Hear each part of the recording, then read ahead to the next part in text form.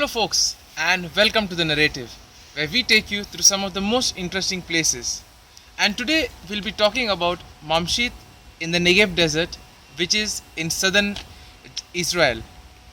Now Mamshit from Jerusalem is around a 2-hour drive depending on traffic, and the Mamshit National Park is located approximately around 7 kilometers east of Dimona on the main road to Eliath.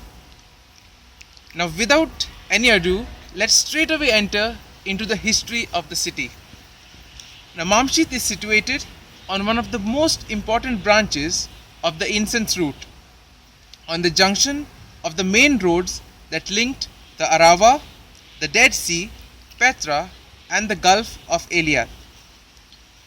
Mamshit also appears in the ancient mosaic floor of Madaba, Jordan, which depicts the land of Israel in the Byzantine period. Now it is said that a permanent settlement was first established here during the Middle Nabatean period, that is, in the mid 1st century, apparently on the top of the hill. And most of the city's buildings, which are mainly private dwellings, were built in the late Nabatean period, that is, in the 2nd century after the Nabatean kingdom was annexed to Rome in 106 CE. Now the city's buildings continued to be in use during the late Roman period, that is in the 3rd and the 4th centuries, and at the end of the 3rd century it was surrounded by a wall. Now apparently they say at the beginning of the 5th century 2 churches were built here, that is the Western Church and the Eastern Church, and these were in use until the time of the Persian invasion, and after that Mamshit ceased to exist.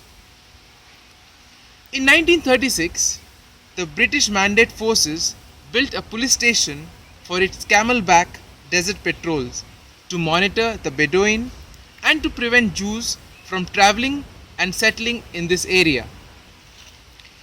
And now, in terms of discovery and research, well, in 1966, the site was declared as a national park, and in 2005, UNESCO inscribed it as a World Heritage Site because it was part of the Incense route, which is in the desert cities of Negev.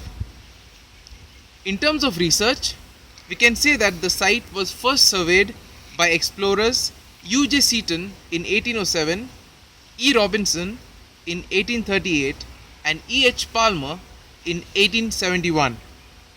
And a thorough survey of this place was carried out by A. Mushil in 1901.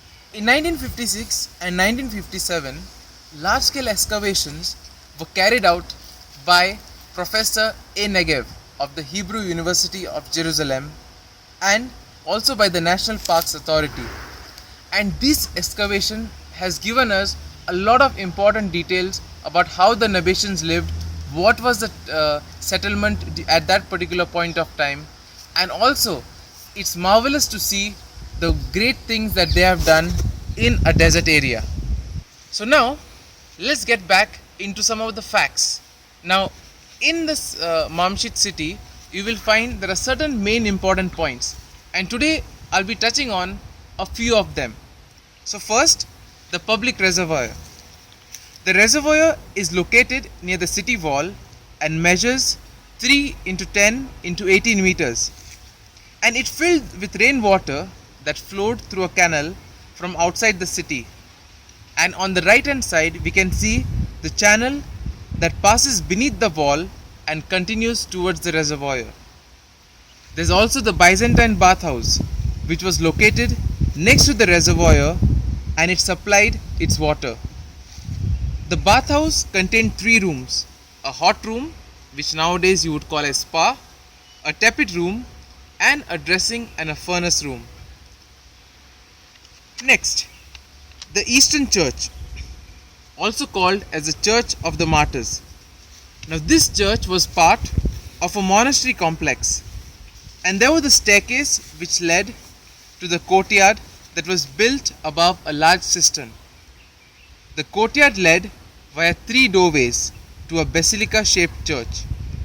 And it is said that a mosaic with two crosses was discovered in the nave, which gives evidence that the mosaic was built before 427 CE, where crosses were no longer allowed as decorations on the church floors.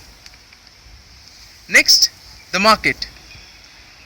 A street from the days of the Nabateans with rows of rooms on either sides served as shops. On holidays, this street turns into a colorful and lively market, and some scholars believe that this could have been a military camp as well. Next, the Nabatu house, the largest house that is found in the city with an area of almost 2000 square meters. It received its nickname because of its many Nabatean features. Here too we can find interior courtyards and staircases that led to an upper story. Next to the spacious courtyard is also a large and grand stable, evidence of wealth of the owners that lived over here. Capitals can still be seen bearing tiny reliefs of a human head, a jug, and a bull. Next, the Nabatean dwelling. In the center of the house can be seen a courtyard with a cistern, and there was a staircase which basically led to the second story. The courtyard had a passage to the stable which could accommodate approximately 16 horses. The raising of horses for riding was a most important part of the Nabatean economy.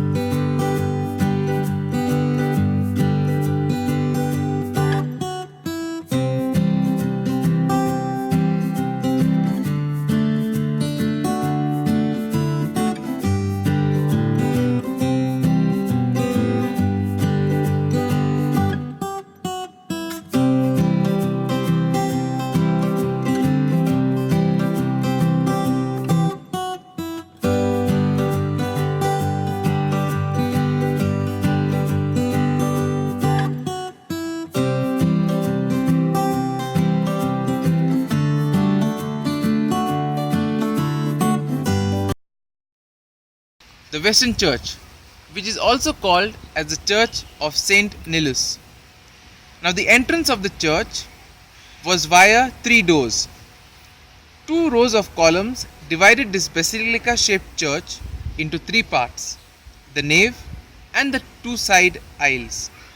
The pulpit was enclosed by a semicircular wall, which marked their direction of prayer and the site of the altar. And on either side of the apse were rooms in which rites were performed.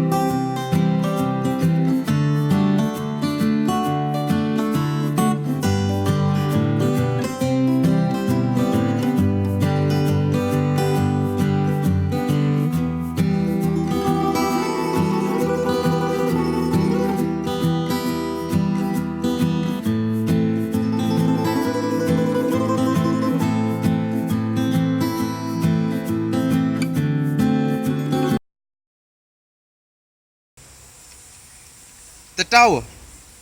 The tower was a square structure which was originally 3 stories tall. On the ground floor there was a well preserved room, and then which was supported by stone ceiling slabs. There was also an impressive stairwell that led to the second story, from which one could have a beautiful view of the ancient Mamshit.